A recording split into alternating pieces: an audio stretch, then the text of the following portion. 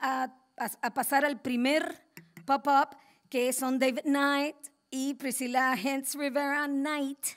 ¿Cuántos apellidos, Priscilla? Que nos van a hablar de un proyecto muy interesante. Grigri, go ahead. Está, el micrófono es vuestro.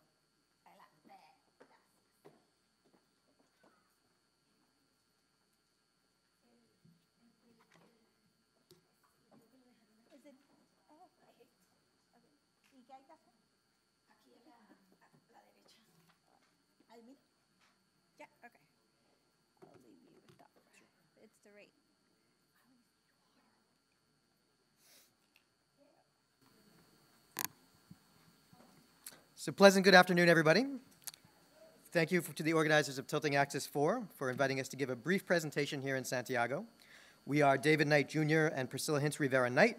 Among other things, we are the founders of the Grigri Project, which is an arts advocacy and curatorial nonprofit based in the U.S. Virgin Islands. In 2016, we relocated our base from St. Thomas to the smaller island of St. John. I grew up on the island of St. John. Priscilla grew up between St. Thomas and Puerto Rico.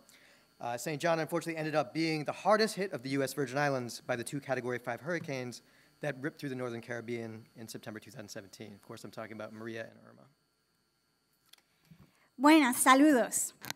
Now, we really appreciate the opportunity to meet with colleagues in the Caribbean and present some of our experiences.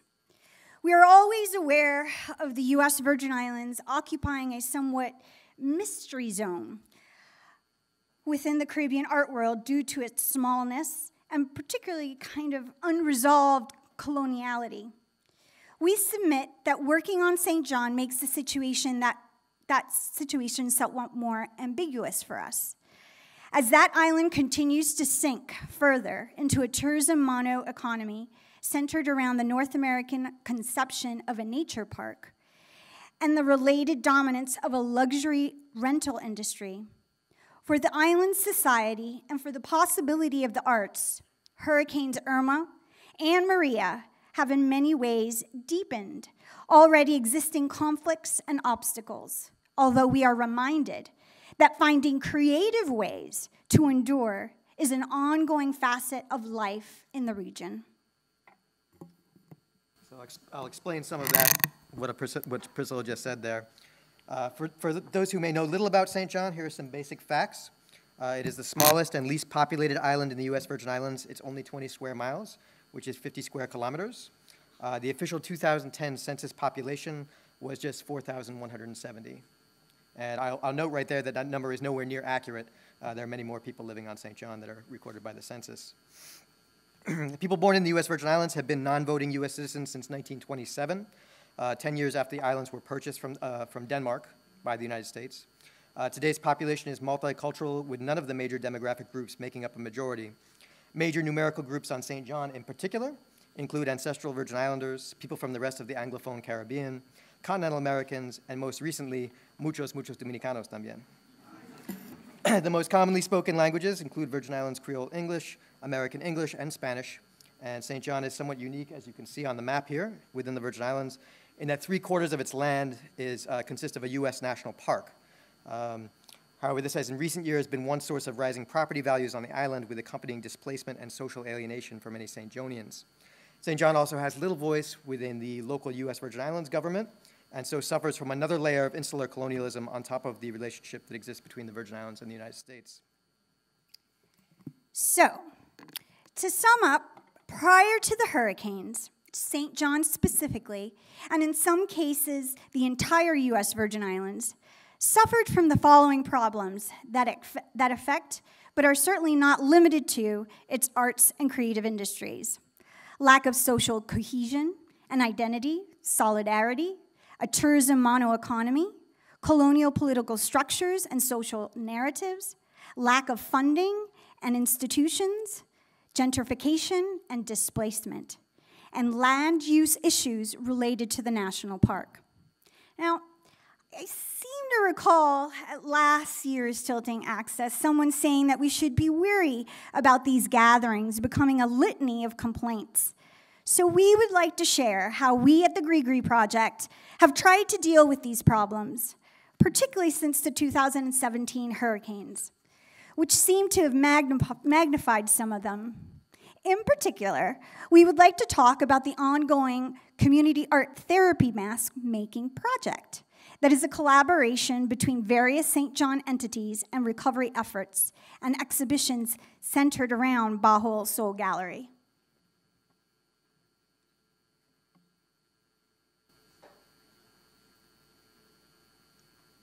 Actually, we lie. First, one more complaint for context. In the U.S. Virgin Islands generally, the 2017 hurricanes highlighted many deficiencies in the way that we handle our cultural patrimony. Although we do not have a public museum or national gallery in the U.S. Virgin Islands, seems to be a running theme of many of the presentations, the government does have a collection of antiquities and art pieces, some by artists born in the Virgin Islands, including Albert Daniel and Camille Pizarro. The pictures here were taken several months after the storms, in which a cruise ship visitor to St. Thomas wandered into an unguarded government house on St. Thomas. It appears to show neglect and disrepair of the VI's publicly owned collections. These photos started a firestorm of media and community controversy, culminating in the threat of arrest of a reporter, local Senate hearings, and the appointment of a government conservator without any apparent qualifications in conservation or curation. How the care and display of public art and antiquities collections will be handled in the future has yet to be seen. Here's some, in my other life, I'm a journalist. These aren't my stories, but this is some of the things that happened after the hurricane related to public collections in the Virgin Islands. Since 2016, the Grigri project has operated in part out of a commercial gallery. We purchased Bajo El Sol Gallery in Mongoose Junction partly because we recognize the need to make space for cultural events and critical dialogue within the island's tourism centers. And as Virgin Islanders, we had ideological differences with the way programming at the gallery was previously handled. Our first decision as owners was to begin hosting intimate movie screenings. And if you notice, we had La Montaña, which is a film done by a filmmaker from here in the Dominican Republic. We also do roundtable discussions, poetry readings, and performances. And we wanted to really open the spaces to artists throughout the Virgin Islands, not just St. John. Hurricanes Irma and Maria visited us somewhat poetically in the centennial year of the island's transfer from Denmark to the United States. The so-called centennial year of 2017 occasioned an unprecedented amount of interest from Danish scholars, artists, and institutions interested in their nation's colonial history in the Caribbean. The results of this interest ranged greatly in quality and political orientation, although we have had questions about the effectiveness of many of the cross-cultural dialogues that occurred in 2017. The Grigri Project has been diligent in sharing with our arts community on St. John some of the fruits of these dialogues, as well as bringing in awareness of more local artists to Denmark. Hurricanes Irma and Maria, for instance, did not prevent us from delivering the presentation Strange Dreams in the Afterglow, Contemporary Art from the U.S. Virgin Islands at the University of Copenhagen in December 2017 during the conference Unfinished Histories. The aim of this presentation was to address some of the dynamics of the period of U.S. rule in the islands, which we felt was sometimes missed in Denmark in the scramble to reevaluate Danish colonial history. It also aimed to give a wide overview of practicing visual artists in the Virgin Islands since the mid-20th century. Now, at its reopening event after Hurricane Irma and Maria, the Grigri Project at Bajo El Sol was grateful to host Danish researcher and filmmaker Helle Stenham as she screened the documentary We Carry It Within Us, Fragments of a Shared Colonial Past. This film focused on the narratives of several Virgin Islands artists, writers, academics, as they encountered contemporary Denmark and the way its colonial past is memorialized and relayed. This screening spurred a helpful dialogue on continuities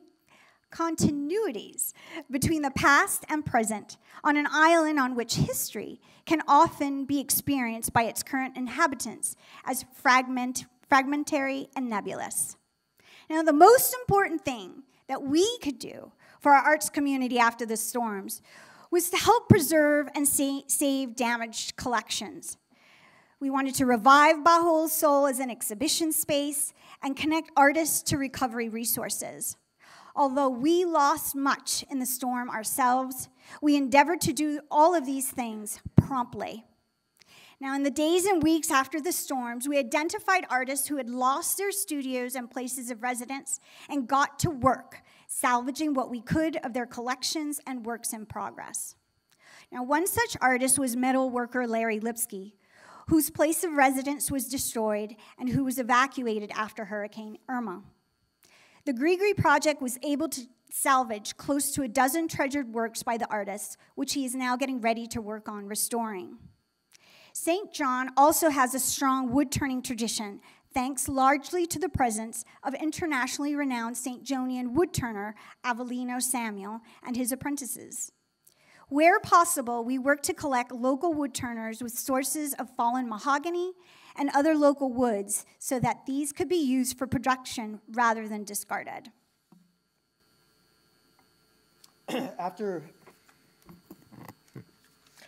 After reopening, we also hosted members of the Federal Emergency Management Agency, FEMA, the U.S. Department of the Interior, and the Virgin Islands Council on the Arts at Bajo El Sol to meet with St. John's artists and fill them in on local and federal grant opportunities and recovery resources for the arts. Priscilla and St. Johnian woodturner, educator, and architect Kurt Marsh Jr. agreed to co-chair a St. John Arts and Cultural Recovery Committee under the umbrella of the St. John Community Foundation. The major project that has come from that initiative will be discussed shortly. In the meantime, amazingly, many of the VI's visual artists got back to making work in short order after the hurricanes by hosting and curating 2 post-hurricane exhibitions on St. John entitled Aftermath and Renewal. The Grigri Project and Bajo El Sol Gallery kept space open for the creative arts during the recovery. And here are a few works that were created by Virgin Islands artists directly after the storm. These are paintings by Chauncey Miller, by Puerto Rican St. Thomian artist Ensor Colon. Some multimedia works here by Pila and Kurt Marsh Jr. Still of a video piece by Sigi Terinis from St. John, and an installation with painting by Janet Cook-Rutnick. We also, an important part of what we do is we strive to open up our space at Bajo El Sol Gallery to other organizations beyond the Grigri Project, many who end up becoming collaborators, future collaborators.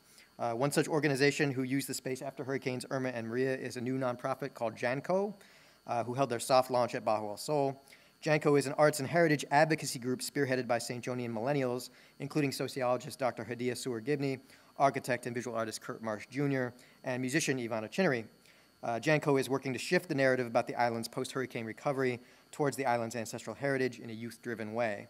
This was a direct reaction to the often clumsy response of the United States federal government towards recovery in the U.S. colonies. Now, the Grigri Project has also taken a leadership role in the stewardship of one of the Virgin Islands' most important art collections in the aftermath of the hurricanes. A substantial collection of works by mid-20th century intuitive painter and sculptor Albert Daniel. It has been sad to see so much of the Virgin Islands' surviving cultural patrimony that was in private collections be shipped out of the islands after the hurricanes. David and I personally packed up a lot of that work, and it was very painful to see them go. But we understand, given the general lack of any safe and appropriate place to house such collections, it was necessary. Now, thankfully, the collection of Albert Daniel's works that is owned by the Baha'i Faith of the Virgin Islands and curated by Alan and Magda Smith will not be leaving the islands, even as the Smiths sadly had to leave the islands for personal reasons. The Grigri Project is honored that former Judge Smith has entrusted us to be the curators of this important collection in the Smiths' absence. Finding a way to make the collection both secure and accessible as possible is now one of the Grigri Project's major aims. We have also been entrusted with the distribution of Magda Smith's book on Daniel, Never Had a Lesson in My Life. Daniel's work and life is an important part of Virgin Islands art history, and we'll be honored to care for and share a piece of his legacy. Now, perhaps the largest undertaking of the Grigri Project since the hurricanes is a just recently started collaborative project that incorporates elements of community art therapy, public art, festival art, and cultural heritage. Under the umbrella of the St. John Arts and Culture Recovery Committee, the Grigri Project, Janco, and the St. John School of the Arts are working with the island's schools, senior centers, and those seniors are really excited about the project. These masks will be worn by students in the St. John School of Arts Carnival Troupe. The mask will also be displayed in public areas, as well as the U.S. Department of Interior in Washington, D.C. School and community workshops are occurring for this project now and are being funded by the St. John Community Foundation. The images here are of a lecture on the Virgin Islands masquerading tradition given by historian and Virgin Islands Senate President Myron Jackson as part of the introduction of the project to the students. It is our hope that this project will introduce an aesthetic to the post-hurricane recovery that reflects the cultural heritage of the island and will get young people excited about carrying that culture forward no matter how many Category 5 storms we have to endure and whether or not we, as an island, see increased political autonomy as a plausible alternative to the status quo. Gracias. Thank you.